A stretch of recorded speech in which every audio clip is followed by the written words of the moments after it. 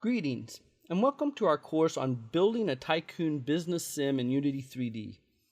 This is an exciting course, and I want to first off start by thanking you for purchasing this course and taking the time to learn Unity3D and C# with our course here. As you can see, the game is running here in the background that we'll be creating. It's a basic business sim game that's much like Adventure Capitalist, Cookie Clicker's another example. They are sometimes called idle business sims. So you can see how the game runs here in the background that we're going to be building.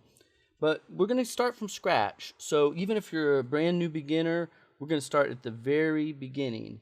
And we'll create the project from scratch. You'll get to see how to create the very beginnings of the interface. And we'll keep building up from there with your first C# script, and then on to creating the timers that you see here and the progress indicators.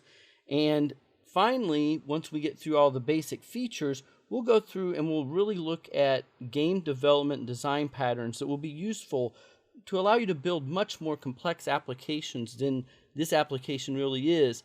But what the purpose is going to be to teach you good practices, how to use the observer pattern, how to use the singleton pattern for the game manager classes, how to use delegates and events. So even if you're a beginner, our goal here is to take you from someone that maybe just knows a little bit about programming and can take you up quickly into some of these more advanced game design concepts. Will help you build more advanced applications and hopefully more advanced tycoon games in the months to come. So thank you very much for being our student. Please leave feedback. We hope to extend this course with new features and new options for students. So please give us your feedback, and we look forward to having you as a student.